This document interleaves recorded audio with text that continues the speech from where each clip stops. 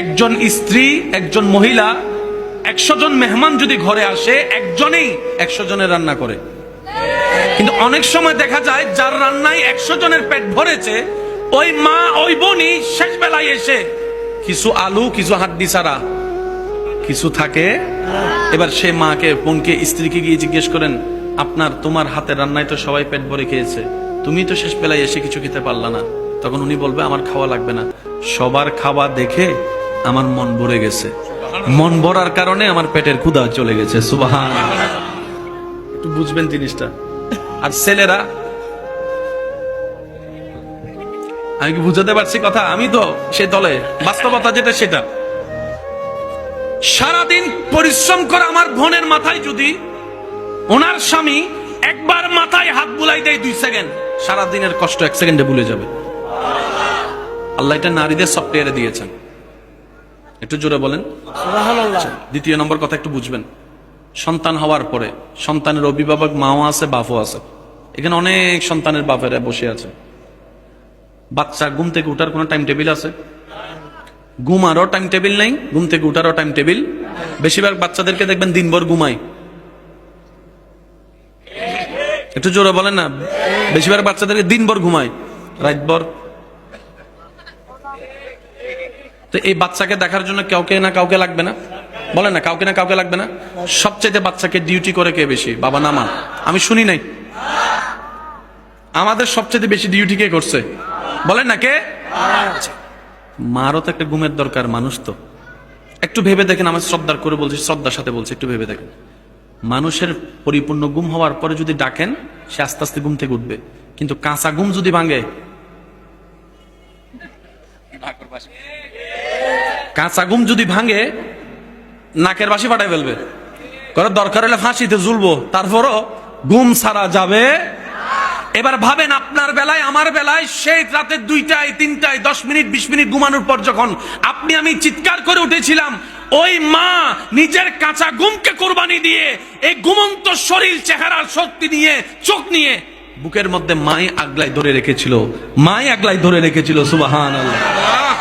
এটা মাদের পক্ষে সম্ভব, বাবাদের পক্ষে তো তেমন সম্ভব না। অনেক বাবারা আছেন দেখবেন, বাচ্চা যদি কান্না করে রুম পাল্টাই ফেলে।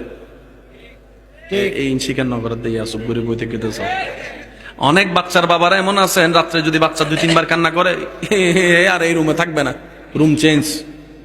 তা আপনি না রুম চেঞ্জ করলেন, বাচ্চার মা রাতে 3টা বাজে যাইয়াও দেখেন শরীরে যখন আর কভার দেয় না, বাচ্চাও ঘুমায় না, শেষ পর্যন্ত বুকের মধ্যে নিয়ে বাচ্চার ঘুম পাড়াতে পারে, কখন যে উনি ঘুমায় যায় নিজেও বুঝতে পারে না। 5টা মিনিট পরে যখন বাচ্চা আবার কান্না করে উঠে, আবারও মা সে কাঁচা ঘুম ভেঙে উঠে বাচ্চার সেবায় লেগে যায়, বাচ্চার সেবায় লেগে যায়। এটা আল্লাহ নারীদের সফটওয়্যার দিয়েছেন, এটা পুরুষের সাথে মিলবে না। পুরুষের সফটওয়্যার আলাদা, নারীদের সফটওয়্যার আলাদা। কথা বলেন ঠিক কিনা? আল্লাহ তাআলা আমাদেরকে একটু বুঝার তৌফিক দান করুন।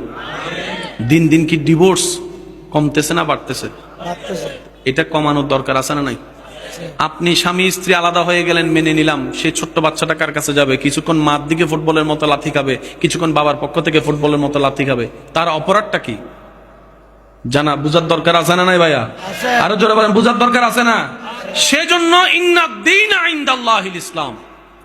রব বলে, তোমাদেরকে আমি এমন একটা ধর্ম সাজিয়ে দিলাম, যে ধর্মটা তোমরা তোমাদের জীবনের ভিতরে বাহিরে বাস্তবায়ন করতে পারলে, ফিদ দুনিয়া হাসানাতাও ওয়া ফিল আখিরাতি হাসানা, দুনিয়া তোমার জন্য নিয়ামতের হবে, আখিরাতও তোমার জন্য নিয়ামতের হয়ে যাবে। বলেন সুবহানাল্লাহ।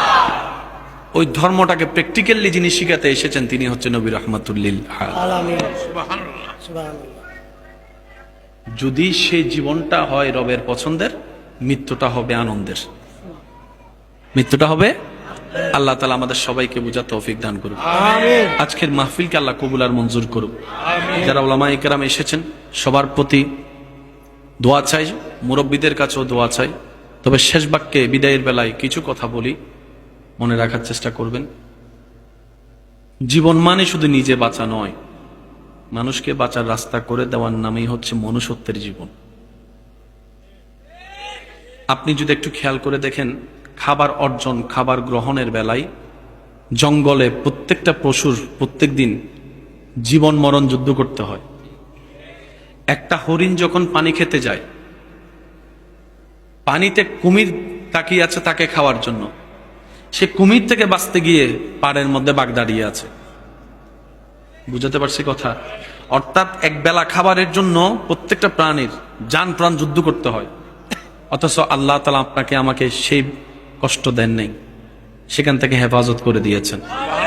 রব বলে যে বান্দা তোর যখন যা দরকার যেভাবে দরকার আমি আল্লাহ তোকে ব্যবস্থা করে দিব, আর আমি সেটা পারি, তুই এতটুকু বিশ্বাস রাখিস। তুই 2 নম্বরিতে যাস না। তুই 2 নম্বরিতে যাওয়া মানে আমি রব দিতে পারি না তুই এটা মনে করছিস। বান্দারে তুই সবসময় মনে রাখবি আমার একজন মালিক আছে, আমার একজন রব আছে, আমার একজন ওকিল আছে, আমার একজন অভিভাবক আছে, আমার একজন রাজ্জাক আছে, আমার একজন রহমান আছে, আমার একজন গফফার আছে, আমার একজন খালিক আছে, আমার একজন এমন মালিক আছে যিনি দিনকে রাত বললে সেকেন্ডের আগে রাত হয়ে যায়। বান্দা এই বিশ্বাসটা আমার উপর রাখিস, নবীর প্রেম দিয়ে অন্তর ভরপুর রাখিস, নেক আমলের চেষ্টার সাথে থাকিস। রব বলে যে এইভাবে যদি তুই চলতে পারিস তোর দুনিয়াও কল্যাণের আমি আল্লাহ বানিয়ে দিব, হাসরটা সুন্দর আমি আল্লাহ সাজিয়ে দিব। সুবহান।